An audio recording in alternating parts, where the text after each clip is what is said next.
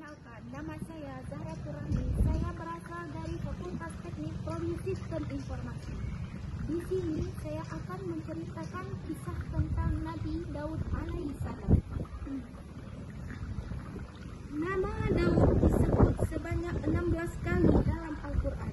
Sosoknya tidak hanya dipandang sebagai Nabi Allah, tetapi juga pemimpin yang adil dan saleh serta raja panutan yang mulia. Dikutip dari buku sejarah terlengkap 25 Nabi karya Rizm Al-Aziz, Nabi Daud adalah penyelamat kaum Bani Israel serta menjadi seorang pemimpin yang sangat dikagumi. Nabi Daud lahir dari salah satu keturunan dari Nabi Ibrahim.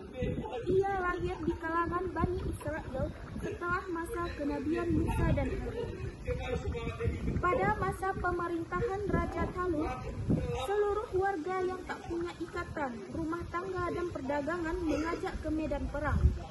Dengan memilih orang terbaik, ia berharap mereka dapat memusatkan diri pada pertempuran dan tidak menghiraukan urusan rumah tangga dan perdagangan.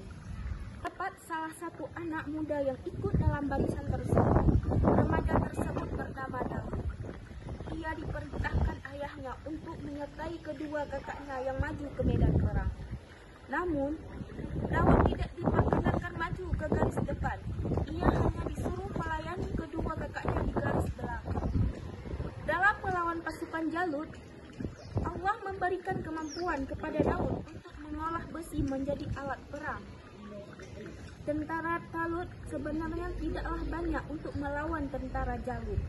Namun, Talut berdoa kepada Allah agar diberi kesabaran dan dikokohkan pendirian terhadap orang-orang kafir. Dengan izin Allah, tentara Talut dapat mengalahkan tentara Jalut, dan hanya tersisa Jalut seorang. Lalu diumumkan oleh Talut siapa saja yang dapat menaklukkan Jalut, maka akan diambilkan sebagai menantunya. Tak disangka, Daud yang masih remaja tampil terdepan meminta izin kepada Talut untuk Daud maju untuk meminta melawan Jalut dan tidak memperdulikan iming-iming tersebut. Awalnya, Talut ragu. Namun setelah didesak Daud, ia mengizinkan anak muda ini maju ke medan perang mengalahkan Jalut. Jalut merupakan seorang yang sombong. Ia berkali-kali menantang orang-orang dari Bani Israel untuk berperang melawannya. Tiba-tiba Daud muncul di hadapan. Jalut tertawa terbahak-bahak melihat seorang anak muda menantangnya. Daud maju membawa tongkat, 5 buah batu serta ketapel. Jalut maju dan tetap mengejek dan merendahkan Daud serta menertawakan kekafiran dan kelemahannya. Kemudian Daud meletakkan batu yang kuat di atas ketapelnya. Ia melepaskan batu di ketapel di udara sehingga batu itu meluncur keras. Angin menjadi sahabat Daud karena kecintaannya kepada Allah Subhanahu wa Ta'ala. Sehingga angin itu membawa batu ke arah dahi Jalut. Batu itu pun membunuh Jalut yang sudah dibekali dengan senjata lengkap. Setelah mengalahkan Jalut, Daud menikahi putri Talut dan menjadi seorang raja untuk kaum Bani Israel yang sangat dihormati. Saat Daud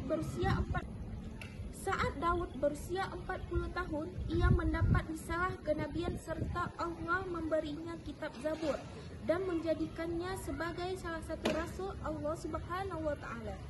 Nabi Daud dikaruniai hikmah, kesempurnaan ilmu serta kebijaksanaan dalam menyelesaikan perselisihan.